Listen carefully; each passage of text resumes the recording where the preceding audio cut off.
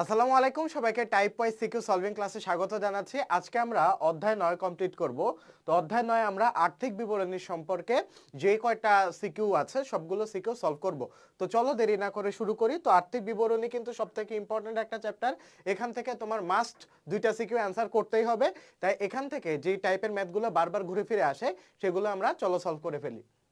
তো প্রথমেই আমরা অ্যানালাইসিস টেবিলটা একটু দেখে নিই। কতে আসার মতো টাইপ সমূহ বিগত বছরগুলোতে কোন কোন টপিক থেকে দেখো ঘুরে ফিরে বারবার কোশ্চেন এসেছে। তো নিট আদায়যোগ্য টাকার পরিমাণ নির্ণয় করো, এখান থেকে বোর্ড এসেছে একবার।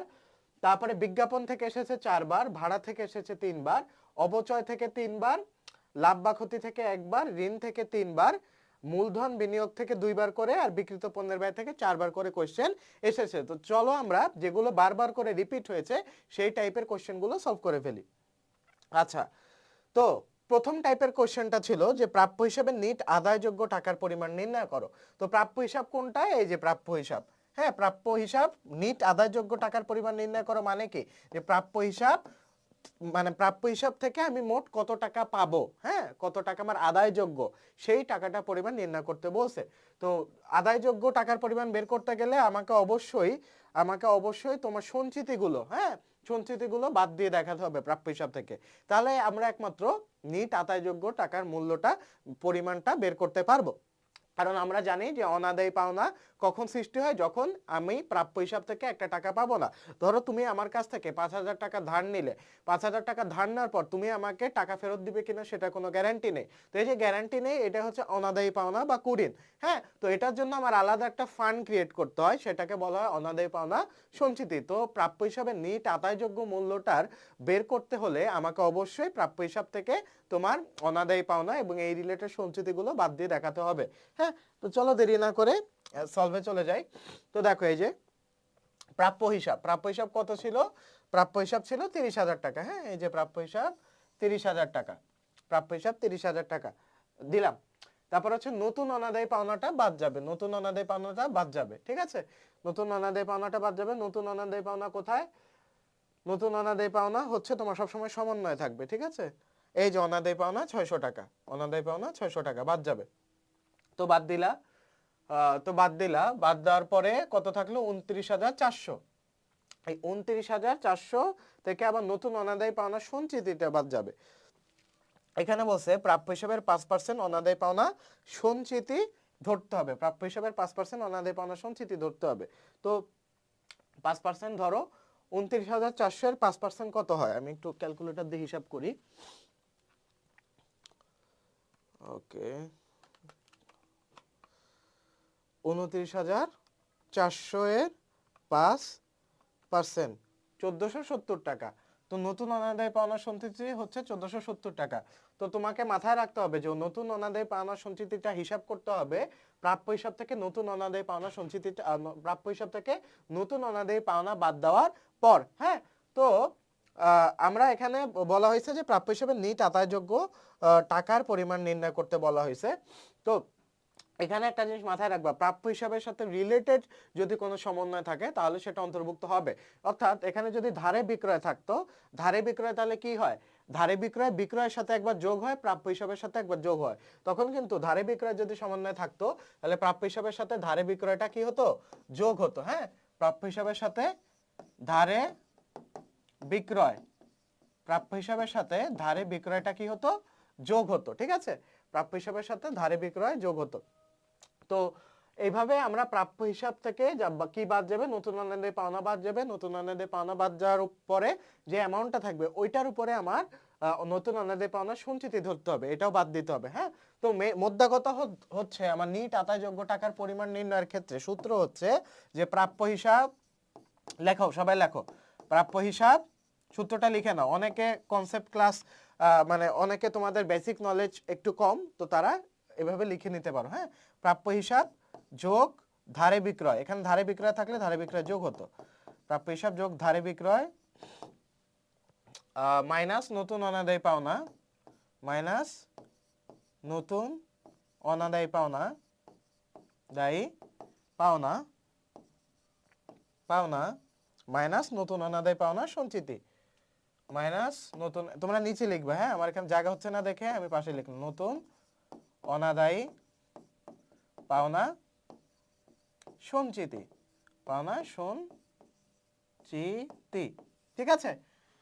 তো তাহলে আমার নিট আদায়যোগ্য মূল্য কিভাবে বের করব? নিট আদায়যোগ্য মূল্য কি, মানে ধরো আমি একজনের কাছে পাই 5,000 টাকা, এই 5,000 টাকার মধ্যে কত টাকা আদায় করতে পারবো, সেটাই হচ্ছে আমার নিট আদায়যোগ্য মূল্য।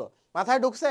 আমি একজনের কাছ থেকে 5,000 টাকা পাই, সেই 5,000 টাকা থেকে কত টাকা আদায় করতে পারবো, এর পরিমাণ বের করাটাই হচ্ছে আমার কি নিট আদায়যোগ্য মূল্য। তো এখানে আমার প্রাপ্য হিসাবের সাথে কি যোগ হবে? ধারে বিক্রয় যোগ হবে। এখানে ধারে বিক্রয় নাই, তাই ধারে বিক্রয় যোগ হয়নি। নতুন অনাদায় পাওনা বাদ যাবে এবং নতুন অনাদায় পাওনা সঞ্চিতিটা বাদ যাবে। মাথায় ঢুকলো? ওকে, মেইন কথা নতুন সবগুলা বাদ যাবে। ওকে, আর এখানে পুরাতন থাকলে পুরাতনটাও বাদ যেত। এখানে কোনো পুরাতন অনাদায় পাওনা সঞ্চিতি নাই, তাই পুরাতন অনাদায় পাওনা সঞ্চিতিটা কাউন্ট হয়নি। তো প্রাপ্য হিসাবের নিট আদায়যোগ্য টাকার পরিমাণ কত? তোমার 27,930 টাকা। এখানে ডাবল মার্ক দিয়ে দিবে, অর্থাৎ তোমার ব্যালেন্স টেনে দিবে, ঠিক আছে। 27,930 টাকা এখানে লিখবে যে অতএব নিট আদায়যোগ্য টাকা, নিট আদায়যোগ্য মূল্য, আদায়যোগ্য মূল্য, নিট আদায়যোগ্য মূল্য, ঠিক আছে। আচ্ছা, ডান। তো এরপরে আমরা নির্ণয় করা শিখবো বিলম্বিত বিজ্ঞাপনের পরিমাণ নির্ণয়। বিলম্বিত বিজ্ঞাপনের পরিমাণ নির্ণয় খুবই ইম্পর্টেন্ট, হ্যাঁ এখান থেকে তোমার কোশ্চেন বারবার এসেছে, বিলম্বিত বিজ্ঞাপনের পরিমাণ নির্ণয় করো। তো চলো আমরা বিলম্বিত বিজ্ঞাপনের পরিমাণটা নির্ণয় করা শিখে নিই। আচ্ছা, তো বিলম্বিত বিজ্ঞাপন, দেখো বিজ্ঞাপন দুই ভাবে বের করতে পারে, বলতে পারে, একটা হচ্ছে অবলম্বিত বিজ্ঞাপন আর একটা হচ্ছে বিলম্বিত বিজ্ঞাপন। হ্যাঁ, অবলম্বিত বিজ্ঞাপনে শুধুমাত্র এক অংশেরটা হিসাব করা হয়। অবলম্বিত বিজ্ঞাপনে শুধুমাত্র এক অংশেরটা হিসাব করা হয়, বোঝা লাগবে না, যখন আমরা ম্যাথ করব তখন আমরা বুঝবো, ঠিক আছে। এখন জাস্ট মাথায় রাখো যে অবলম্বিত বিজ্ঞাপনে এক অংশেরটা হিসাব করা হয়, আর বিলম্বিত বিজ্ঞাপনে তোমার বিয়োগ করে, হ্যাঁ বিয়োগ করে হিসাব করা হয়। জাস্ট লিখে রাখো, যা লিখতে বলতেছি সেটা লেখো, বুঝাবুঝি পরে আমি তোমাকে বুঝাবো টাইম আসলে। অবলোপনের ক্ষেত্রে জাস্ট এক অংশ হিসাব করা হয়, অবলোপনের ক্ষেত্রে জাস্ট এক অংশ হিসাব করা হয়, আর বিলম্বিত বিজ্ঞাপনের ক্ষেত্রে বিয়োগ করে হিসাব করা হয়।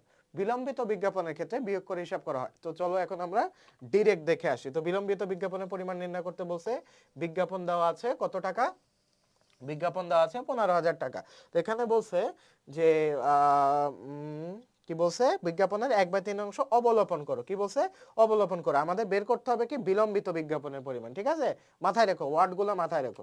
তো চলো এখন সলিউশন আসে। এই দেখো, বিজ্ঞাপন কত কত টাকা, 15,000 টাকা, এর সাথে পণ্য বিতরণ যোগ করছে। তো পণ্য বিতরণ কেন যোগ করছে? পণ্য বিতরণের তোমার জাবেদা কি?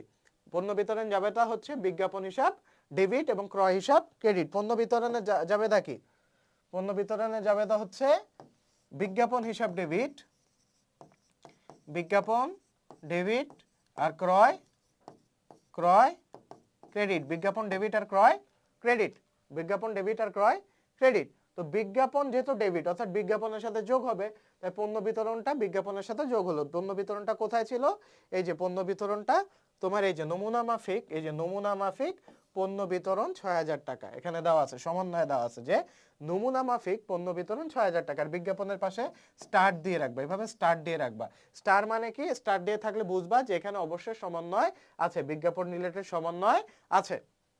তো বিজ্ঞাপনের সাথে আমার পণ্য বিতরণটা যোগ হবে, যোগ হওয়ার পরে তারপরে আমরা হচ্ছে বিলম্বিত বিজ্ঞাপনের পরিমাণ বের করব। অবলোপনটা কত?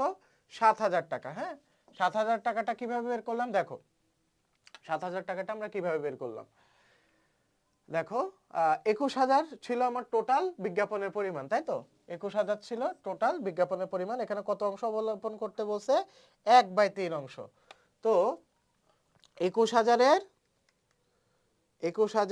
গুণ 1/3 কত হয়? 7,000 টাকা। হ্যাঁ, কত হয়? 7,000 টাকা। এই যে দেখো কত হয়? 7,000 টাকা। 1/3 অংশ, এইভাবে এই ক্যালকুলেটর থাকলে ভালো, 1/3 অংশ এই যে এইভাবে ডিরেক্ট তুমি অবলোপন করে দিবা। হ্যাঁ, অর্থাৎ 3 দিয়ে তুমি ভাগ দিবা। তাহলে এখানে কি বলছে দেখো তো, কি বলছে? অবলোপন করো, অবলোপন করো। তো আমি কি বলছিলাম যে অবলোপন করলে এক অংশ কাউন্ট হবে, অবলোপন করলে এক অংশ কাউন্ট হবে। তো এখানে কি করতে বলছে? অবলোপন করতে বলছে, অবলোপন করতে বলছে। হ্যাঁ, তো অবলোপন করার জন্য আমার এক অংশ কাউন্ট হয়েছে, অর্থাৎ 21/3। 21/3 কত আসে? 7,000 টাকা। আর যদি বলতো বিলম্বিত করো বা বিলম্বিত করো, তাহলে হচ্ছে তোমার কত কাউন্ট হতো? আমি কি বলছিলাম যে মাইনাস দিতে হবে তখন। হ্যাঁ, এখানে জাস্ট জাস্ট এক অংশ ধরছে না, তখন 3 - 1 কত? 2। তখন আমরা যেমন এখন তোমার 7,000 বের করছি, তখন হতো 14,000। বিলম্বিত বিজ্ঞাপনের পরিমাণ, বা এখানে যদি বলা হতো যে বিজ্ঞাপনের 1/3 অংশ বিলম্বিত করো, বিলম্বিত করো, তাহলে 3 - 1 অর্থাৎ 2।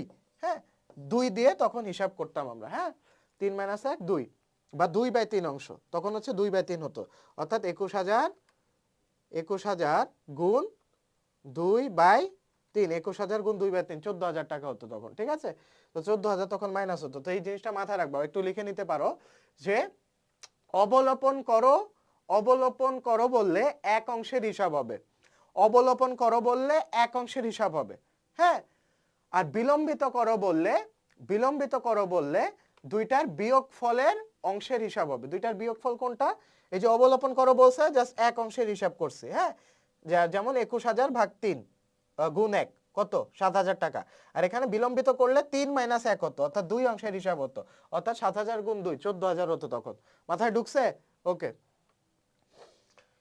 তাহলে তোমার 21,000 থেকে 7,000 বাদ দিলে কত থাকে? 14,000। এই যে দেখো, এই যে কি বললাম যে বিলম্বিত বিজ্ঞাপন বললে, বিলম্বিত বললে দুই অংশ হিসাব হবে। তো এটা তুমি এমনি ভাবে করতে পারো। দেখো 21,000 এভাবে 7,000 মাইনাস না দিয়ে তুমি ডিরেক্ট করতে পারো যে 21,000 গুণ 2/3।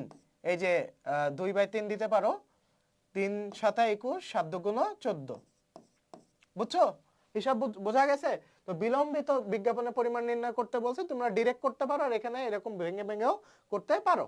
হ্যাঁ, তো এখানে তুমি ডিরেক্ট বিলম্বিত বিজ্ঞাপন করতে গেলে কি করা লাগবে? যে 21,000 মুগ্ধ ভাই বলছে কি বিলম্বিত করলে, বিলম্বিত করতে বললে যে বিয়োগ করে কাউন্ট করতে হবে। তাহলে বিয়োগ করে কাউন্ট করলে এখানে 3 - 1 কত? 2। হ্যাঁ, 3 - 1 কত? 2। তাহলে 2/3, এই হচ্ছে হিসাব। এখানে 7,000 আর এখানে 2,000, টোটাল 14,000 অ্যামাউন্ট।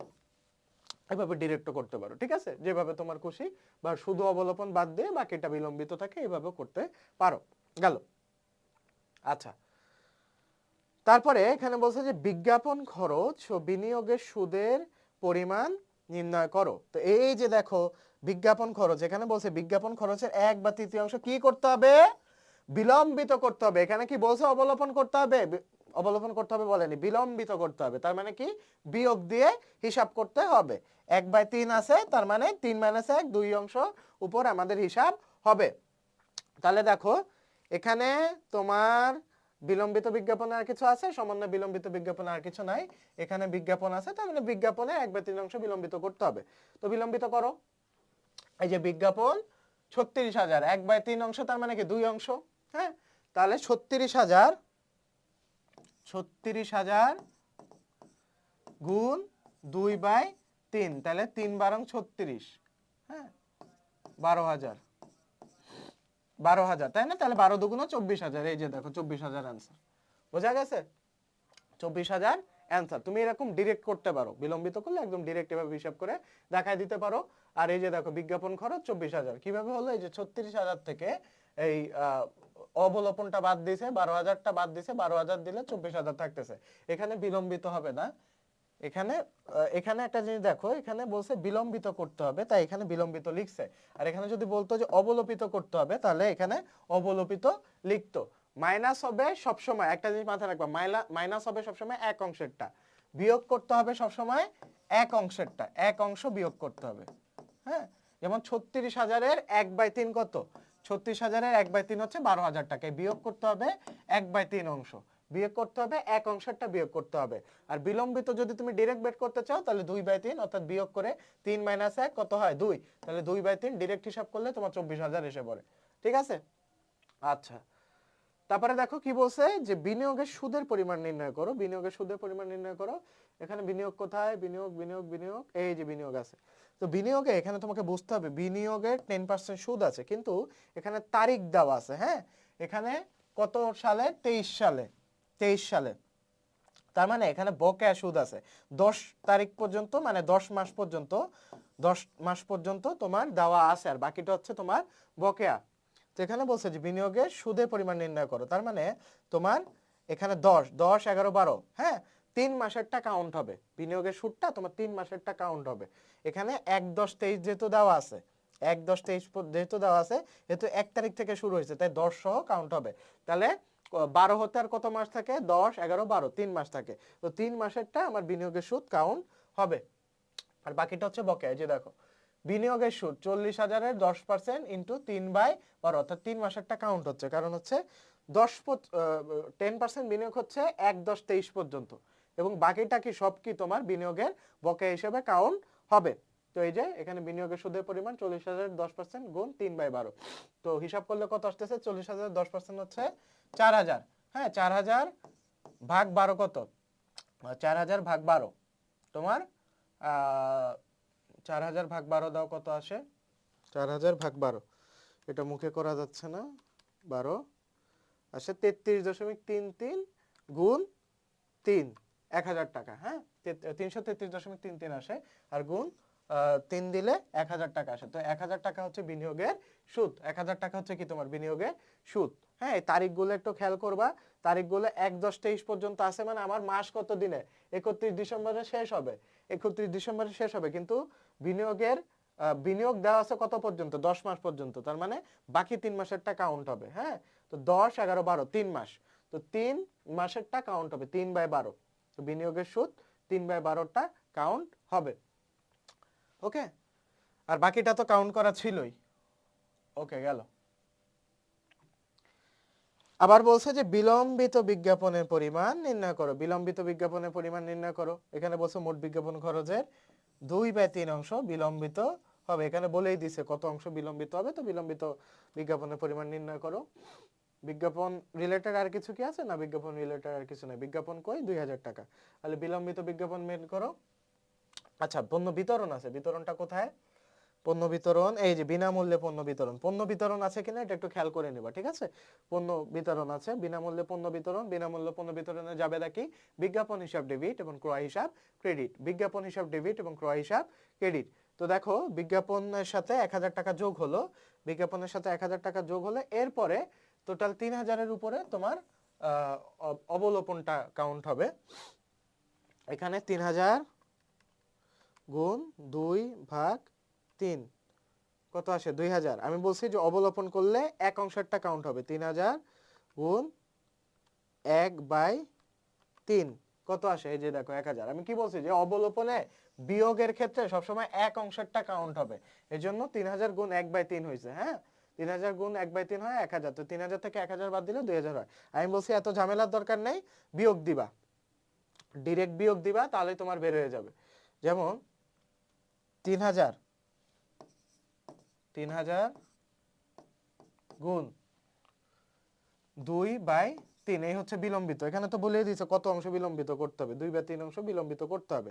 বিলম্বিত হবে এটা বলে দেওয়া আছে, তাই এখানে কোনো বিয়োগ টিয়োগের ঝামেলা নাই। কত বিলম্বিত হবে এটা বলেই দেওয়া আছে। তো 3 কে 3,000 দিলে ভাগ দিলে 1,000, আর 1,000 গুণ 2 কত? 2,000। এই 2,000 তুমি ডিরেক্ট এভাবে বিলম্বিত করতে পারো, এই অবলোপনের ঝামেলা না যে।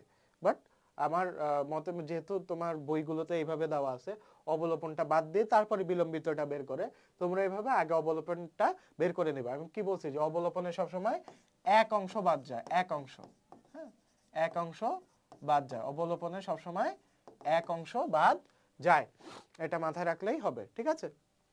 আচ্ছা, তারপরে আসো। এখানে বলছে যে চলতি বছরের ভাড়া আয় নির্ণয় করো। চলতি বছরের ভাড়া আয় নির্ণয় করো। তো এখানে ভাড়া রিলেটেড অবশ্যই তোমার কি আছে? সমন্বয় আছে। এখানে বলছে যে ভাড়া আয় কত? ভাড়া আয় হচ্ছে 80,000 টাকা। এখানে এখন আমার সমন্বয় খুঁজতে হবে। এই যে অনুপার্জিত ভাড়া আয় অর্জিত হয় জুন 30 তারিখের পূর্বে 4,800 টাকা অনুপার্জিত। অনুপার্জিত ভাড়া মানে হচ্ছে অগ্রিম ভাড়া। লিখে রাখো, সবাই লিখে রাখো, খাতায় লেখো যে অনুপার্জিত ভাড়া মানে অগ্রিম ভাড়া। অনুপার্জিত ভাড়া সমান সমান অনুপার্জিত ভাড়া সমান সমান অগ্রিম ভাড়া, অনুপার্জিত ভাড়া সমান সমান অগ্রিম ভাড়া। এটা লিখে রাখো, খাতায় লিখে রাখো। এখানে বলছে যে জুন 30 তারিখের পূর্বে 4,800 টাকা অগ্রিম ভাড়া অর্জিত হয়, যা হিসাবের খাতা এখনো লিপিবদ্ধ করা হয়নি। আচ্ছা, তারপরে 6 তারিখে আবার অ্যাডজাস্টমেন্ট আছে। ভাড়াটিয়ার নিকট হতে ভাড়া বাবদ 6,000 টাকা প্রাপ্য হয়েছে, মানে ভাড়াটিয়ার নিকট থেকে আমি ভাড়া বাবদ 6,000 টাকা পাই। হ্যাঁ, তো এখানে কিভাবে হিসাবটা হবে, এই যে দেখো, ভাড়ায় কত ছিল 80,000 টাকা, ভাড়ায় কত ছিল 80,000 টাকা। অনুপার্জিতটা কি আমি বলছিলাম যে অগ্রিম ভাড়া, অনুপার্জিতটা কি আমার অগ্রিম ভাড়া। এখানে বলছে যে জুন 30 তারিখের পূর্বে 4,800 টাকা অনুপার্জিত ভাড়ায় অর্জিত হয়, 4,800 টাকা অনুপার্জিত ভাড়ায় অর্জিত হয়। তো অর্জিত হয়ে গেছে, অনুপার্জিতটা হচ্ছে অগ্রিম, আর যেটা অর্জিত হয়ে গেছে সেটা ভাড়ায়ের সাথে যোগ হবে। তুমি বুঝো নরমালি, এখানে তোমার ভাষাগত একটু কাঠিন্যতা আছে, তুমি নরমালি বুঝো। ধরো তোমাকে আমি 5 মাসের অগ্রিম ভাড়া দিছিলাম 5,000 টাকা। হ্যাঁ, তো 5,000 টাকা 5 মাসের অগ্রিম ভাড়া দিছিলাম, তো আমি কি জানি আয়ের অগ্রিম দায়, তো অগ্রিম ভাড়া এক ধরনের কি দায়। তো তোমার এই যে তোমার 5,000 টাকা আমি হচ্ছে তোমাকে দিছিলাম অগ্রিম 5 মাসের, তো 5 মাসের মধ্যে 3 মাস চলে গেছে, তার মানে 3 মাসের ভাড়াটার এখন আর অগ্রিম নাই, এখন আর আমার দায় না। আমি ধরো বাড়িওয়ালা বা তুমি ধরো বাড়িওয়ালা, তো আমি তোমাকে যখন 5 মাসের অ্যাডভান্স দিব, তখন 5 মাস তুমি আমার কাছ থেকে কোনো ভাড়া পাবা না। হ্যাঁ, তো 5 মাসের জন্য যে তোমাকে অ্যাডভান্স দিবে, এটা তোমার জন্য দায়, কারণ এই 5 মাস তুমি কোনো ভাড়া পাবা না। হ্যাঁ, তো 5 মাসের মধ্যে 3 মাস যখন চলে যাবে, তখন তো ওই 3 মাসের ভাড়া তো তোমার হালাল, মানে ওই 3 মাসে তোমার ভাড়া অর্জিত হয়ে গেছে, ওটা তোমার আয়ের সাথে কাউন্ট হবে, ওইটা আর তোমার দায় থাকতেছে না। মাথায় ঢুকতেছে? মানে তোমার কাছে আমি 5 মাসের ভাড়া অগ্রিম দিলাম 5,000 টাকা, 5 মাসের ভাড়া অগ্রিম দিলাম 5,000 টাকা, তো 3 মাস চলে গেল, তো 3 মাস যে চলে গেল, এই 3 মাস তো আর তোমার দায় না, 3 মাস তো আমি তোমাকে ভাড়া দিয়ে দিছি। হ্যাঁ, এই 3 মাসের টাকাটা তোমার জন্য হালাল, মানে 3 মাসেরটা তোমার আয় হয়ে গেছে, এটা আর তোমার দায় নাই। বাকি 2 মাসেরটা তোমার জন্য দায়, কারণ ওই 2 মাস আমি এখনো কি থাকিনি, তো 2 মাস থাকিনি, ওই 2 মাসের টাকা তোমাকে অগ্রিম দিয়ে দিছি, তার মানে কি তুমি আমার নিকট দায়বদ্ধ। বোঝা গেছে? তো ওই 3 মাসের ভাড়া কিন্তু অর্জিত হয়ে গেছে, তো ওইটা তোমার ভাড়া আয়ের সাথে কাউন্ট হয়ে যাবে। তো ভাড়ায় কত ছিল তোমার, ভাড়ায় কত ছিল, ভাড়া আয় ছিল 80,000। তো আমার অর্জিত কত হয়, অর্জিত অংশটুকু যোগ হবে ভাড়া আয়ের সাথে, অর্জিত অংশটুকু যোগ হবে ভাড়া আয়ের সাথে, 80,000-এর সাথে 4,800 টাকা যোগ হবে, অর্জিত অংশ যেহেতু এটা যোগ হবে 84,800 টাকা। হ্যাঁ, তারপরে তারপরে হচ্ছে আমার যোগ হবে প্রাপ্য ভাড়া আয়টা। তো এখানে বলছে, এই যে বলছে প্রাপ্য হয়েছে কত, ভাড়াটিয়ার নিকট হতে ভাড়া বাবদ 6,000 টাকা প্রাপ্য হয়েছে, মানে কি আমি আরো 6,000 টাকা ভাড়াটিয়ার নিকট থেকে পাবো, তো এটা আমার ভাড়া আয়ের সাথে যোগ হবে। তো প্রাপ্য ভাড়া আয় এবং অর্জিত ভাড়া আয়টা ভাড়া আয়ের সাথে যোগ হবে। একটু লিখে নাও, এই সূত্রটা লিখে নাও যে ভাড়া আয়ের সাথে অর্জিত আর প্রাপ্য যোগ হবে, অর্জিত ভাড়া আর প্রাপ্য ভাড়া যোগ হবে, অর্জিত ভাড়া আর প্রাপ্য ভাড়া যোগ হবে, ভাড়া আয়ের সাথে অর্জিত ভাড়া এবং প্রাপ্য ভাড়া যোগ হবে, ভাড়া আয়ের সাথে অর্জিত ভাড়া এবং প্রাপ্য ভাড়া যোগ হবে। আচ্ছা, তারপরে দেখো বলছে যে চলতি বছরের ভাড়া ও বেতনের পরিমাণ নির্ণয় করো। তো ভাড়া কত ছিল, আগে ভাড়াটা দেখি। এখানে বলছে অগ্রিম ভাড়া 3/4 অংশ মেয়াদ উত্তীর্ণ হয়েছে, মেয়াদ উত্তীর্ণ হয়ে গেছে, তার মানে মেয়াদ উত্তীর্ণ হয়ে গেছে মানে কি, মেয়াদ উত্তীর্ণ ভাড়াটা তোমার অগ্রিম ভাড়া থেকে বিয়োগ যাবে। হ্যাঁ, যেটা মেয়াদ উত্তীর্ণ অংশটা, একটা জিনিস মাথায় রাখবা, মেয়াদ উত্তীর্ণ কথাটা যদি থাকে, যেই দফার মেয়াদ উত্তীর্ণ থাকবে, ধরো অগ্রিম ভাড়া মেয়াদ উত্তীর্ণ হয়েছে, বিমা সালামি মেয়াদ উত্তীর্ণ হয়েছে, মেয়াদ উত্তীর্ণ হলে ওইটা থেকে মাইনাস যাবে। অগ্রিম ভাড়া যদি 5,000 থাকে, মেয়াদ উত্তীর্ণ অংশটা ওইটা থেকে বাদ যাবে। ঠিক আছে? তো এখানে বলছে যে চলতি বছরের ভাড়া ও বেতনের পরিমাণ নির্ণয় করো। তো অগ্রিম ভাড়া কত ছিল, এই যে অগ্রিম ভাড়া দেখো, অগ্রিম ভাড়া ছিল তোমার 3 নম্বরে 1,20,000 টাকা। হ্যাঁ, তো এখানে বলছে 3/4 অংশ মেয়াদ উত্তীর্ণ হয়েছে, তো মেয়াদ উত্তীর্ণ অংশটা আমার বাদ দিতে হবে, যে বাদ দিয়ে যেটা থাকবে সেটা হচ্ছে কি আমার চলতি বছরের ভাড়া। তো চলো দেখে আসি। এই যে দেখো 1,20,000, 1,20,000 ভাড়া খরচ কত, 1,20,000 ছিল হচ্ছে আমার কত অগ্রিম ভাড়া, 1,20,000 ছিল কি আমার অগ্রিম ভাড়া। তো 1,20,000 ছিল অগ্রিম ভাড়া, 1,20,000-এর 3/4 অংশ কত আসে? 90,000। 1,20,000 3/4 অংশ যেহেতু মেয়াদ উত্তীর্ণ হয়েছে, ওই মেয়াদ উত্তীর্ণ অংশটুকুই কি আমার ভাড়া। আমি তোমাকে কি বলছি যে মেয়াদ উত্তীর্ণ মানে কি? এই যে কিছুক্ষণ আগে আমরা একটা ম্যাথ করে আসলাম, কিছুক্ষণ আগে আমি বললাম যে তোমাকে 5 মাসের ভাড়া আমি অগ্রিম দিছি। হ্যাঁ, তো 5 মাসের ভাড়া অগ্রিম দিছি, 3 মাস চলে গেছে, 3 মাসেরটা তো তোমার ভাড়া হিসেবে কাউন্ট হবে, এটা তো আর তোমার অগ্রিম হিসেবে কাউন্ট হবে না। এখানেও সেম, যে 3/4 অংশ মেয়াদ উত্তীর্ণ হয়েছে মানে কি এই 3 মাসেরটা ভাড়া খরচ হিসেবে কাউন্ট হবে, এই 3 মাসেরটা বা 3 অংশটা আর তোমার কি অগ্রিম থাকবে না, অগ্রিম থাকছে এক অংশটা, বাকিটা হচ্ছে কি তোমার মেয়াদ উত্তীর্ণ যেহেতু হয়ে গেছে এটা আমার খরচ হিসেবে বা এটা আমার ব্যয় হিসেবে কাউন্ট হবে, এটা আমার খরচ হিসেবে বা এটা আমার ব্যয় হিসেবে কাউন্ট হবে। তো এখানে দেখো 1,20,000-এর 3/4 এই টোটাল অংশটা 3/4 অংশটা হচ্ছে আমার ভাড়া হিসেবে কাউন্ট হবে, এটা আর আমার অগ্রিম হিসেবে কাউন্ট হবে না। ঠিক আছে? আচ্ছা, তুমি লিখে নাও, খাতায় লিখে নাও যে মেয়াদ উত্তীর্ণ অংশ, মেয়াদ উত্তীর্ণ অংশ অংশ খরচ বা আয় হিসেবে কাউন্ট হবে। এখানে যেহেতু বিমা একটা ভাড়া একটা খরচ, তাই খরচ হিসেবে কাউন্ট হয়েছে। আর যদি এটা বিমা স্যালামি থাকতো, এখানে যদি বিমা স্যালামি থাকতো, স্যালামি বিমা স্যালামি মানে আয়, তখন এটা আয় হিসেবে কাউন্ট হতো। মেয়াদ উত্তীর্ণ অংশ খরচ বা আয় হিসেবে কাউন্ট হবে, খরচ বা আয় হিসেবে কাউন্ট হবে। ঠিক আছে? এখানে বলছে অগ্রিম ভাড়া। অগ্রিম ভাড়া মানে কি? তোমাকে 5 মাসের অ্যাডভান্স দিলাম, অগ্রিম ভাড়া কত দিছে? 1,20,000 টাকা দিলাম, কিন্তু 1,20,000 টাকার মধ্যে এটার অগ্রিম ভাড়া হচ্ছে এক ধরনের চলতি সম্পদ। অগ্রিম ভাড়া হচ্ছে এক ধরনের চলতি সম্পদ। কেন চলতি সম্পদ?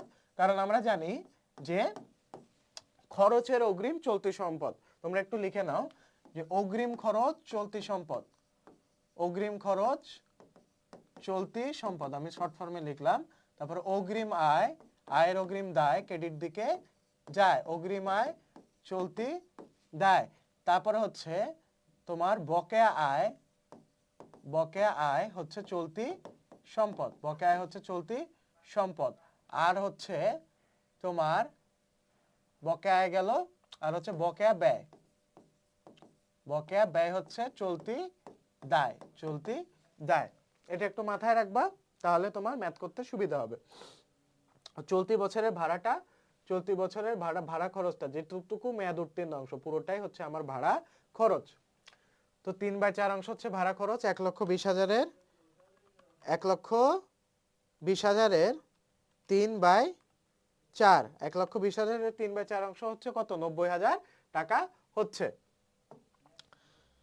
তারপর হচ্ছে বেতনের পরিমাণ নির্ণয় করতে বলছে। বেতনের পরিমাণ কত? বেতন বেতন বেতন খরচ কত? এখানে 120% আছে, এখানে মানে ভুল আছে। আচ্ছা না, ভুল না, 120% আছে। তো এখানে বলছে বেতন খরচ 120%। নরমালি কি এটা একটু মাথায় রেখো, একটু ক্রিটিক্যাল অঙ্ক।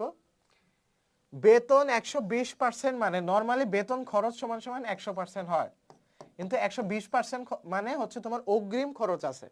হ্যাঁ, অগ্রিম খরচ আছে মানে বাকি 20%টা। তুমি একটা জিনিস মাথায় রাখো, এই যে 80,000 টাকা, 80,000 টাকা হচ্ছে এই টোটাল অংশটা হচ্ছে 120%, 120%।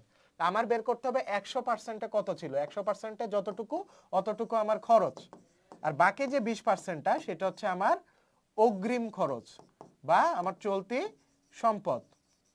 ঠিক আছে? এখানে 80,000 টাকাটা টোটাল হচ্ছে 120% আছে, 80,000 সমান সমান 120%, যার মধ্যে 100% হচ্ছে আমার খরচ এবং বাকি 20% হচ্ছে আমার অগ্রিম খরচ, অর্থাৎ এখানে হচ্ছে আমার চলতি সম্পদ।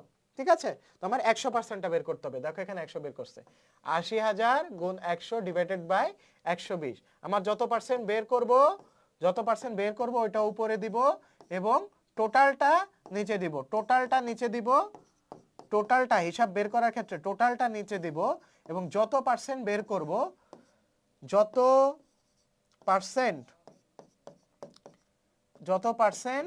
বের করব সেটা উপরে দিব, যত পার্সেন্ট বের করব সেটা উপরে দিব এবং টোটালটা নিচে দিব। তো 80,000-এর 100/120 সমান সমান 66,667 টাকা। হ্যাঁ, তাও একটু চেক করে দেখি ঠিক আছে কিনা। ৮০,০০০ গুণ কত ১০০ ডিভাইডেড বাই ১২০ কত, হ্যাঁ ৬৬,৬৬৭ টাকা। এখানে ৬৬৭ আছে, পয়েন্টের পরে এক অঙ্ক বাড়ায় তুমি ম্যাথ সলভ করে দিবা, ঠিক আছে। তো চলতি বছরের ভাড়া বেতনের পরিমাণ ৯০,০০০ টাকা এবং ৬৬,৬৬৭ টাকা। তারপরে বলছে যে সরঞ্জামের অবচয় নির্ণয় করতে বলছে, সরঞ্জামের অবচয় নির্ণয় করো। তো এখানে সরঞ্জাম কত ছিল, সরঞ্জাম ছিল ১,৮৫,০০০ টাকা। পুঞ্জীবিত অবচয়, এখানে পুঞ্জীবিত অবচয় ছিল ২২,০০০ টাকা, এটা হচ্ছে পুরাতন পুঞ্জীবিত অবচয়। হ্যাঁ, এখানে আবার নতুন অবচয় আছে, সরঞ্জামের উপর ক্রমহ্রাসমান জের পদ্ধতিতে বার্ষিক 10% হারে অবচয় ধরতে হবে, বার্ষিক 10% হারে অবচয় ধরতে হবে। তো সরঞ্জামের অবচয় কত, তো এখানে সরঞ্জামের অবচয় নির্ণয়ের ক্ষেত্রে, আচ্ছা এটা দেওয়া নাই বাট আমি করে দিচ্ছি। সরঞ্জামের অবচয় নির্ণয়ের ক্ষেত্রে তোমার তোমার কত আছে সরঞ্জাম, সরঞ্জাম আছে হচ্ছে ১,৮৫,০০০ টাকা, তাই তো। তো সরঞ্জাম লেখো, সরঞ্জাম ১,৮৫,০০০ টাকা। হ্যাঁ, এখানে বলছে যে ক্রমহ্রাসমান জের পদ্ধতিতে বার্ষিক 10% হারে অবচয় ধরতে হবে। তো 10% হারে অবচয় ধরলে কত আসে, 10% হারে অবচয় ১,৮৫,০০০ 10% হচ্ছে ১৮,৫০০ টাকা মাইনাস পুঞ্জীভূত অবচয়।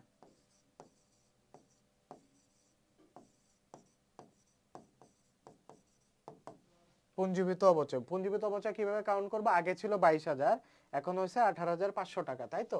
তো পুঞ্জীভূত অবচয় বাদ যাবে ২২,০০০, পুরাতনটা থেকে নতুনটা বাদ যাবে ১৮,৫০০, কত থাকে ২২,০০০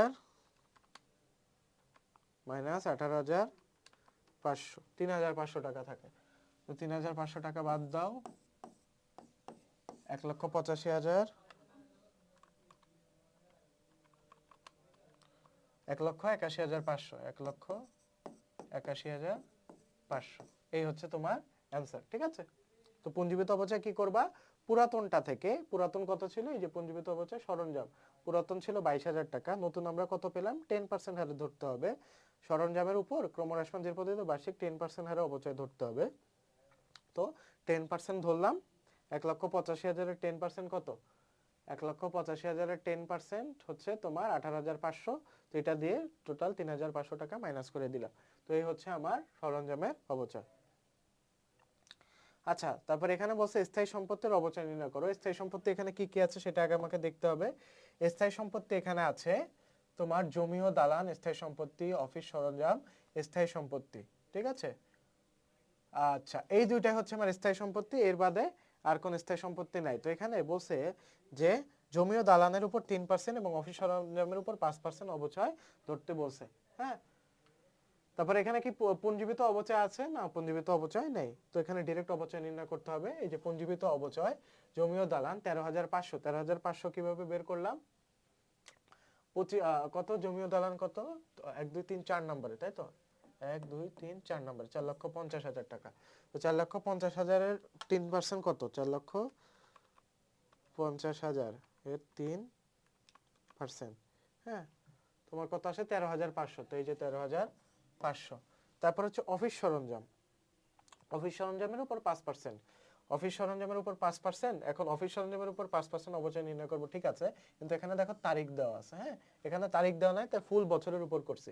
তারিখ দেওয়া আছে মানে 4 সহ কাউন্ট করতে হবে, 4 5 6 7 8 9 10 11 12, তার মানে 9 মাসে কাউন্ট করতে হবে, 9/12 মানে 9 মাসের টুকু, 9 মাসের অবচয়টুকু আমার কাউন্ট হবে।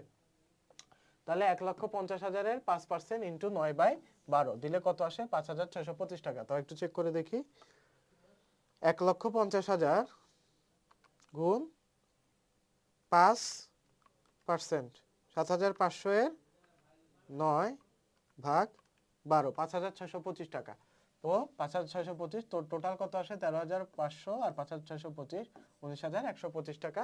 তো টোটাল স্থায়ী সম্পত্তির অবচয় কত, 19,125 টাকা, ঠিক আছে। তো আশা করি বুঝতে পেরেছো এখানে কেন 9/12 হলো তারিখের জন্য এখানে কত তারিখ 1/4/2020 পর্যন্ত এই এখানে তোমার সম্পত্তিটা তোমার কি ব্যবহার হয়েছে এরপর পরের গুলা তোমার হচ্ছে অবচয় কাউন্ট করতে হবে তার মানে 400 4 5 6 7 8 9 10 11 12 9 মাসের কাউন্ট করতে হবে হ্যাঁ আবার 1/4/20 পর্যন্ত কাউন্ট করা ছিল তো এই হচ্ছে অ্যানসার আচ্ছা তারপরে বলছে সরঞ্জামের অবচয় নির্ণয় করো তো সরঞ্জামের অবচয় নির্ণয় করো আমরা তো একটা করছি অলরেডি সরঞ্জামের অবচয় নির্ণয় তো এটা তোমাদের জন্য এইচডব্লিউ থাকবে এটা তোমাদের জন্য এইচডব্লিউ থাকবে সরঞ্জামের অবচয় এই নিয়ে দুইটা ম্যাথ করলাম ঠিক আছে তো এটা তোমাদের এইচডব্লিউ থাকবে সরঞ্জামের অবচয় নির্ণয় করো আচ্ছা তারপরে ম্যাথে চলে যাই আচ্ছা এখানে কোশ্চেন নাই ওকে বিনিয়োগের সুদ বিজ্ঞাপন খরচ এটাও করা হয়েছে আচ্ছা এটাও করা হয়েছে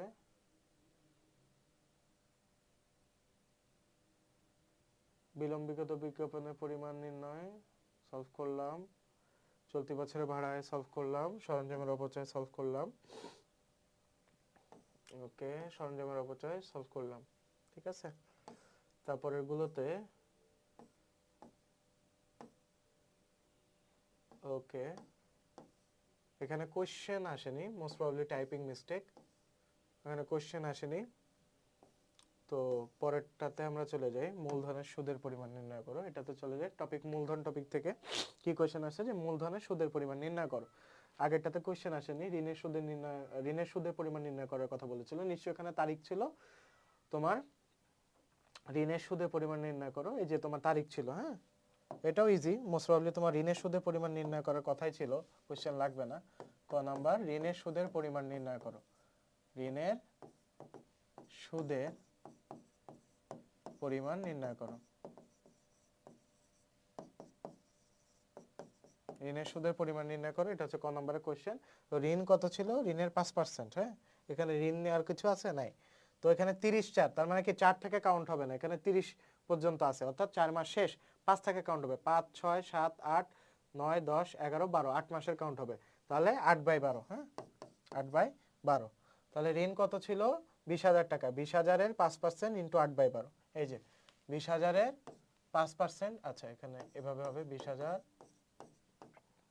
5% ইনটু 8/12 এটা হচ্ছে ঋণের সুদের পরিমাণ নির্ণয় টোটাল 667 টাকা আসে ঋণের সুদের পরিমাণ ঠিক আছে আচ্ছা তারপরে মূলধনের সুদ হ্যাঁ মূলধনের সুদ মূলধন কই ছিল এই যে এখানে হচ্ছে মূলধন আছে মূলধন 1,38,000 টাকা মূলধনের সাথে কি কি সমন্বয় আছে সেটা দেখতে হবে মূলধনের উপর 6% হারে সুদ ধার্য করতে হবে আর এখানে বলছে যে জুলাই 1 তারিখে 23,000 টাকা অতিরিক্ত মূলধন আনয়ন করছে অতিরিক্ত মূলধন আনয়ন করছে যা হিসাবভুক্ত করা হয়নি অতিরিক্ত মূলধন আনয়ন করছে এটা মূলধনের সাথে যোগ করে তারপরে তার উপর হিসাব করতে হবে দেখো এখানে বলছে যে প্রারম্ভিক মূলধনের সুদ কত 1,38,000 টাকা ছিল তাই তো প্রারম্ভিক মূলধন কত ছিল 1,38,000 টাকা তো 1,38,000 টাকার উপরে 6% ধরতে হবে এটা যেহেতু সারা বছরের মূলধনের সাথে কোনো তারিখও নাই তার মানে কি পুরো বছরের উপর কাউন্ট করতে হবে 1,38,000 6% ডিরেক্ট হিসাব করে দিছে এখন অতিরিক্ত মূলধন যে আনলাম কত তারিখে 1 জুলাই তারিখে তার মানে জুলাইয়ের পর থেকে হিসাব হবে জুলাইয়ের পর থেকে না জুলাই থেকে হিসাব হবে কারণ হচ্ছে 1 জুলাই 1 তারিখ তার মানে July August September October November December 6 মাসের সুদ কাউন্ট করতে হবে 6/12 হ্যাঁ তো 23,000 এর 6% ইনটু 6/12 23,000 এর 6% ইনটু 6/12 অর্থাৎ 6 মাসের সুদ কাউন্ট করতে হবে এখানে দেখো একটা জিনিস মাথায় রাখবা মূলধনের পাশে যদি ব্র্যাকেটে তারিখ থাকতো তাহলে তারিখ অনুযায়ী আমরা মূলধনের উপর সুদ ধার্য করতাম তো মূলধনের উপর পুরো বছরের কেন করছি কারণ আশেপাশে কোনো তারিখ নাই আর এখানে বলা আছে যে অতিরিক্ত মূলধন 23,000 টাকা আনেন কত তারিখে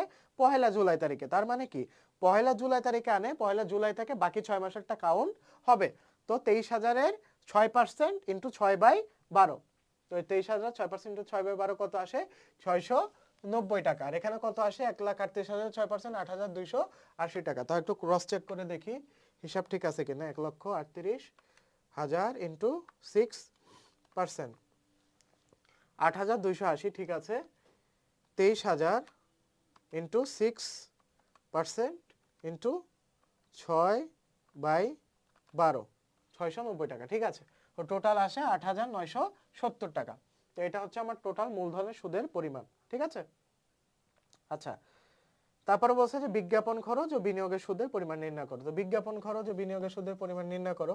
এখানে বলছে যে বিজ্ঞাপন কত, 36,000 টাকা। তো বিজ্ঞাপন খরচ 1/3 বিলম্বিত করতে হবে, 1/3 বিলম্বিত করতে হবে, তার মানে এক অংশটা মাইনাস দিতে হবে, ঠিক আছে। তো বিজ্ঞাপন কত, 36,000। এই ম্যাথটা তো আমরা করছি। এই যে বিজ্ঞাপন 36,000 টাকা, এক অংশ মাইনাস দিলা মানে 1/3, হ্যাঁ 36,000 1/3 হচ্ছে 12,000, 36,000 থেকে 12,000 গেলে 24,000। বিনিয়োগের সুদ 3/12, এটা আমরা করছি, এটা অলরেডি করে ফেলছি, এটা ম্যাথ রিপিট হয়েছে, ঠিক আছে। আচ্ছা, তারপর হচ্ছে বিক্রিত পণ্যের ব্যয় নির্ণয় পরিমাণ নির্ণয় করো। তো বিক্রিত পণ্যের ব্যয় নির্ণয় সূত্র কি, সূত্র তোমাকে বুঝতে হবে। বিক্রিত পণ্যের ব্যয় নির্ণয় সূত্রটা একটু লিখে রাখো, যারা হচ্ছে কনসেপ্ট ক্লাস করনি বা কনসেপ্ট একটু কম আছে, তাহলে তারা হচ্ছে ডিরেক্ট ম্যাথের মাধ্যমে বিক্রিত পণ্যের ব্যয় নির্ণয় করা শিখো। বিক্রিত পণ্যের ব্যয় সমান সমান পণ্যের ব্যয় সমান সমান প্রারম্ভিক মজুত পণ্য যোগ নিট ক্রয় যোগ ক্রয় সংক্রান্ত অন্যান্য প্রত্যক্ষ খরচ, যেমন আমদানি শুল্ক, জাহাজ ভাড়া, হ্যাঁ ক্রয় পরিবহন, এগুলো হচ্ছে ক্রয় সংক্রান্ত অন্যান্য খরচ, যোগ ক্রয় সংক্রান্ত অন্যান্য খরচ। তো খরচ মাইনাস সমাপনী মজুত পণ্য, ঠিক আছে। প্রারম্ভিক মজুত পণ্য যোগ নিট ক্রয় যোগ ক্রয় সংক্রান্ত খরচ মাইনাস সমাপনী মজুত পণ্য। এই হচ্ছে তোমার বিক্রিত পণ্যের ব্যয় নির্ণয় সূত্র। তো বিক্রিত পণ্যের ব্যয় নির্ণয় কিভাবে করবা, যেগুলো হচ্ছে বিক্রিত পণ্যের ব্যয়ের এন্ট্রি, তার পাশে বিবি লিখে দিবা, হ্যাঁ এটা হচ্ছে ম্যাথ ফাস্ট করার একটা টেকনিক, বিবি লিখে দিবা। বিক্রিত পণ্যের ব্যয় আমি কি বলছি, প্রারম্ভিক মজুত পণ্য বিক্রিত পণ্যের ব্যয় যোগ ক্রয় বিক্রিত পণ্যের ব্যয়, বিবি লিখে দিবা। যোগ ক্রয় পরিবহন বিক্রিত পণ্যের ব্যয়, আমি কি বলছিলাম, যোগ ক্রয় সংক্রান্ত অন্যান্য খরচ বিক্রিত পণ্যের ব্যয় গেল। আর কি কি আছে বিক্রিত পণ্যের ব্যয়, এখানে আছে আর কিছু না, এখানে আর কোনো এন্ট্রি বিক্রিত পণ্যের ব্যয় নয়। তারপর হচ্ছে সমাপনী মজুত পণ্য, এটা হচ্ছে বিক্রিত পণ্যের ব্যয়। আর বাকি কোনো কিছু বিক্রিত পণ্যের ব্যয়ের মধ্যে নাই। তো এখানে দেখো, এই যে প্রারম্ভিক মজুত পণ্য কত ছিল, 60,000 টাকা দিলা। এই যে প্রারম্ভিক মজুত পণ্য 60,000 টাকা দিলা, বিক্রিত পণ্যের ব্যয় কেটে দিবা, যেটা লিখে ফেলবা সেটা কেটে দিবা, তাহলে হচ্ছে ম্যাথ ফাস্ট করতে পারবা। তারপরে কত, ক্রয় কত ছিল, 2,50,000 টাকা, যোগ দিলা বাদ, যোগ ক্রয় পরিবহন কত ছিল, 15,000 টাকা লিখলা, ওকে বাদ। তারপরে সমাপনী মজুত পণ্য কত, ক্রয় মূল্য 50,000 টাকা, বাজার মূল্য 60,000 টাকা। ক্রয় মূল্য বাজার মূল্যের মধ্যে যেটা কম সেটা কাউন্ট করবা, ঠিক আছে। সমাপনী মজুত পণ্য ক্রয় মূল্য বাজার মূল্যের মধ্যে যেই টাকার অঙ্কটা কম সেটা তোমরা কাউন্ট করবা। তো সমাপনী মজুত পণ্য ক্রয় মূল্য 50,000 টাকা, বাজার মূল্য 60,000 টাকা, যেটা কম সেটা তুমি কাউন্ট করবা, 50,000 টাকা মাইনাস দিবা, হ্যাঁ। তো এটা হচ্ছে সূত্র, প্রারম্ভিক মজুত যোগ আমি একটু লিখে দিই, তোমরা একটু লিখে নাও, এটা সূত্রটা লিখে নাও, ক্রয় তারপর হচ্ছে মাইনাস ক্রয় বাট্টা, ক্রয় থেকে ক্রয় বাট্টা বাদ যাবে, হ্যাঁ ক্রয় বাট্টা বা ক্রয় ফেরত ক্রয় বাট্টা বাদ যাবে, হ্যাঁ। তারপর হচ্ছে পণ্য বিতরণ বাদ যাবে, ক্রয় থেকে পণ্য বিতরণ বাদ যাবে। তারপর হচ্ছে মুনাফাবিহীন বিক্রয় বাদ যাবে, মুনাফাবিহীন বিক্রয় বাদ যাবে। এটা কিন্তু ক্রয়ের হিসাব, হ্যাঁ ক্রয় হিসাব, আমি একটু বোল্ড করে দিই তাহলে বুঝবা। প্রারম্ভিক মজুত পণ্য যোগ ক্রয় মাইনাস ক্রয় ফেরত বা ক্রয় বাট্টা মাইনাস পণ্য বিতরণ মাইনাস মুনাফাবিহীন বিক্রয়, হ্যাঁ। আর আরেকটা জিনিস যোগ হবে, সেটা হচ্ছে অলিখিত ক্রয় যোগ হবে, হ্যাঁ অলিখিত যোগ অলিখিত ক্রয়, অলিখিতটা সবসময় যোগ হয়, মানে বাদ পড়ে গেছে এমন ক্রয়টা যোগ হবে, ঠিক আছে। তো এই হচ্ছে ক্রয় বের করার সিস্টেম, নিট ক্রয়, এটার মাধ্যমে আমরা কি পাবো, নিট ক্রয়, ঠিক আছে। তো প্রারম্ভিক মজুত পণ্য যোগ নিট ক্রয় যোগ আমদানি শুল্ক যোগ জাহাজ ভাড়া যোগ কারখানা খরচ, হ্যাঁ, তারপরে হচ্ছে যোগ জাহাজ ভাড়া, আমদানি শুল্ক, কারখানা খরচ, আর একটা হচ্ছে অন্তর্মুখী খরচ বা অন্তর্মুখী খরচ খরচ বা ক্রয় পরিবহন, এটার আর এক নাম হচ্ছে ক্রয় পরিবহন। ঠিক আছে, ক্রয় পরিবহন মাইনাস সমাপনী মজুত পণ্য, এই হচ্ছে বিক্রিত পণ্যের ব্যয়ের টোটাল সূত্র। সমাপনী মজুত, সমাপনী মজুত কোনটা কাউন্ট করব, যেটা হচ্ছে কম, ক্রয় মূল্য বাজার মূল্যের মধ্যে যেটা কম, তো এটা হচ্ছে তোমার টোটাল বিক্রিত পণ্যের ব্যয় নির্ণয়ের সূত্র। ঠিক আছে, এটা একটু তোমার খাতায় সোজাসুজি লিখে ফেলবা, মাত্র জায়গা হয়নি দেখে আমি ডান দিকে লিখলাম, তো এটা একটু স্ক্রিনশট দিয়ে রাখো, স্ক্রিনশট দিয়ে খাতায় তুলে ফেলো। ঠিক আছে, এটা হচ্ছে কমপ্লিট সূত্র বিক্রিত পণ্যের ব্যয় নির্ণয়ের। বিক্রিত পণ্যের ব্যয়, তো পরীক্ষার হলে প্রশ্ন পেলে এভাবে যখন তোমার বিক্রিত পণ্যের ব্যয় বিবি লেখা থাকবে, তখন টার্মগুলো তোমার আর খুঁজে খুঁজে বের করতে হবে না যে কোনটা বিক্রিত পণ্যের ব্যয়। শুরুর দিকে এক টানে তুমি পরীক্ষার কোশ্চেন পাওয়ার পরে বিক্রিত পণ্যের ব্যয় নির্ণয় করো, ওকে বিবি পাশে লিখে দিবা, তারপরে যেটা বিবি আছে ওগুলো এক টানে উঠাই দিবা। এভাবে তুমি আরো দ্রুত ওয়েতে সলভ করতে পারবা। মাথায় ঢুকলো? ওকে, এখানে বিক্রিত পণ্যের ব্যয় নির্ণয় করতে বলছে, এটা তোমাদের এইচডব্লিউ থাকবে, এইচডব্লিউ থাকবে। আমি একটু তাও দেখাই দিই, এই যে প্রারম্ভিক মজুত পণ্য বিক্রিত পণ্যের ব্যয়, ক্রয় বিক্রিত পণ্যের ব্যয়, তারপরে কি বিক্রয় পরিবহন বিক্রিত পণ্যের ব্যয় না, ক্রয় পরিবহন বিক্রিত পণ্যের ব্যয়, এই যে সমাপনী মজুত পণ্য বিক্রিত পণ্যের বিবি বিক্রিত পণ্যের ব্যয়। ওকে, এই যে পণ্য ফেরত, পণ্য ফেরত ক্রয় থেকে বাদ যাবে, আমি কি বলছি, পণ্য ফেরত ক্রয় থেকে বাদ যাবে, তো এটাও বিক্রিত পণ্যের ব্যয়ের মধ্যে যাবে, সমন্বয়ের এই এন্ট্রিটা। ওকে, তো এটা তোমাদেরকে হালকা টাচ দিয়ে দিলাম, এটা তোমাদের এইচডব্লিউ থাকবে। ওকে, তারপরে নিট ক্রয়ের পরিমাণ নির্ণয় করো, ওই যে নিট ক্রয়ের পরিমাণ নির্ণয় করো, তোমার কিন্তু বিক্রিত পণ্যের ব্যয়ের মধ্যেই নিট ক্রয়ের সূত্র আমি লিখে দিচ্ছি। নিট ক্রয় থেকে কি হয়, ক্রয় থেকে কি কি বাদ যায়, ক্রয় থেকে কি কি বাদ যায়, ক্রয় ফেরত বাদ যায়, হ্যাঁ, তারপর হচ্ছে তোমার ক্রয় ফেরত বাদ যায়, ক্রয় বাট্টা বাদ যায়, অলিখিত ক্রয় যোগ হয়। দেখি কি আছে, এই যে ধারে পণ্য ক্রয় হিসাবভুক্ত হয়নি, তার মানে এটা হচ্ছে আমার অলিখিত ক্রয়, তো এটাও হচ্ছে তোমার ক্রয়ের মধ্যে যাবে। হ্যাঁ, তারপরে পণ্য উত্তোলন, পণ্য উত্তোলন ক্রয় থেকে বাদ যায়, এটাও ক্রয়ের মধ্যে যাবে। ওকে, তারপরে পণ্য বিতরণ, পণ্য বিতরণ বিনামূল্যে পণ্য বিতরণ, এটাও ক্রয় থেকে বাদ যাবে। তার মানে নিট ক্রয় নির্ণয়ের ক্ষেত্রে ক্রয় থেকে এই তিনটাই বাদ যাবে।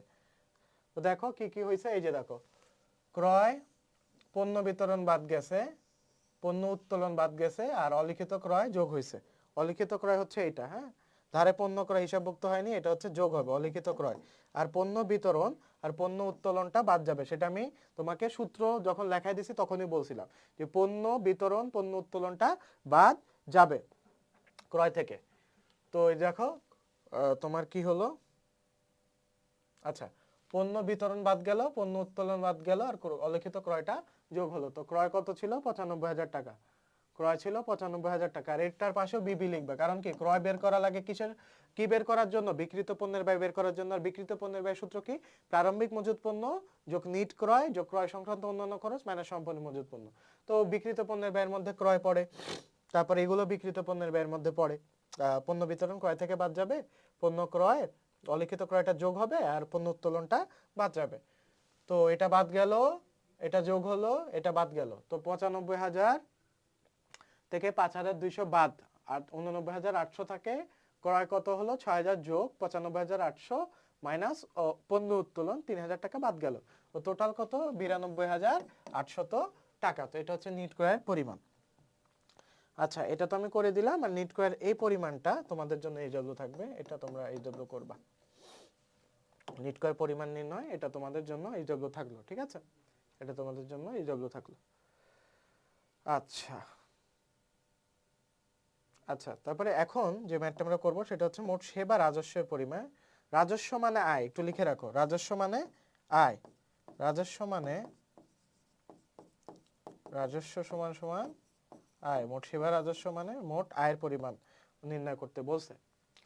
তো এখানে সেবায় কত, এই যে সেবা রাজস্ব, সেবা রাজস্ব কত 35,000 টাকা, অনুপার্জিত সেবা রাজস্ব। এখানে বলছে যে অনুপার্জিত সেবা রাজস্বের বিপক্ষে 50% সেবা প্রদান, তার মানে কি এই 50% সেবা প্রদানটা অর্জিত হয়ে গেছে, যেটা প্রদান করা হয়েছে ওটা অর্জিত হয়ে গেছে, সেটা আর অনুপার্জিত নাই, সেটা আর অগ্রিম নাই, সেটা এই রাজস্বের সাথে যোগ হয়ে যাবে। ঠিক আছে। আচ্ছা, আবার বলছে যে অগ্রিম প্রদত্ত পরিবহন খরচ থেকে 4,500 টাকা সেবা পাওয়া গেছে, তো এটাও আবার রাজস্বের সাথে যোগ হবে, মানে রাজস্ব মানে কি আয়। হ্যাঁ, তো দেখো কি হয়েছে, এই যে দেখো সেবা রাজস্ব, সেবা রাজস্ব 35,000 টাকা। অর্জিত সেবা রাজস্ব কত? অর্জিত সেবা রাজস্ব অনুপার্জিত সেবা রাজস্বের 50% সেবা প্রদান। অনুপার্জিত সেবা রাজস্ব কত ছিল? 3,000। তো 3,000-এর অর্ধেক কত? 1,500। তো 1,500 টাকাটা আমার অর্জিত হয়ে গেছে, তো অর্জিতটা যোগ করে দিলাম, কত থাকলো? 36,500 টাকা। তো এটাই হচ্ছে আমার মোট সেবা রাজস্বের পরিমাণ। রাজস্ব মানে কি আয়, রাজস্ব মানে আয়। ঠিক আছে, অর্জিত অংশটা যোগ হয়ে যাবে, দেখো অর্জিত অংশটা যোগ হয়ে গেছে। আচ্ছা, আর অগ্রিম প্রদত্ত পরিবহন খরচ থেকে 4,500 টাকা সেবা পাওয়া গেছে, এটা সেবা পাওয়া গেছে পরিবহন খরচ থেকে, এটা মানে এটা সেবা রাজস্বের সাথে যোগ হবে না। ঠিক আছে, এটা আলাদা পরিবহনের ক্ষেত্রে আমার কাউন্ট হবে। আচ্ছা, এখন বলছে এটার মোট আয়ের পরিমাণ নির্ণয় করতে বলছে। এটা তোমাদের এইচডব্লিউ থাকবে, একটা করাই দিছি, একটা তোমাদের এইচডব্লিউ, মোট সেবা আয়ের পরিমাণ নির্ণয়। এটা কোশ্চেন হচ্ছে মোট সেবা আয় বা সেবা রাজস্ব বা আয় একই জিনিস, সেবা আয় বা রাজস্বর পরিমাণ নির্ণয় করো, নির্ণয় করো। ঠিক আছে, একই জিনিস। আচ্ছা, এটাও তোমাদের এইচডব্লিউ থাকবে, মোট রাজস্বের পরিমাণ নির্ণয় করো, এটাও এইচডব্লিউ, সেম টাইপের ম্যাথ, একটু স্ক্রিনশট দিয়ে রাখো। আচ্ছা, তো এর মাধ্যমে আমাদের যত ক নাম্বারের কোশ্চেন ছিল, ক নাম্বারের সব ধরনের কোশ্চেন আমরা মোটামুটি চ্যাপ্টার 9-এ সলভ করে ফেলেছি। তো তোমাদের সাথে দেখা হচ্ছে পরবর্তী ক্লাসে। আসসালামু আলাইকুম।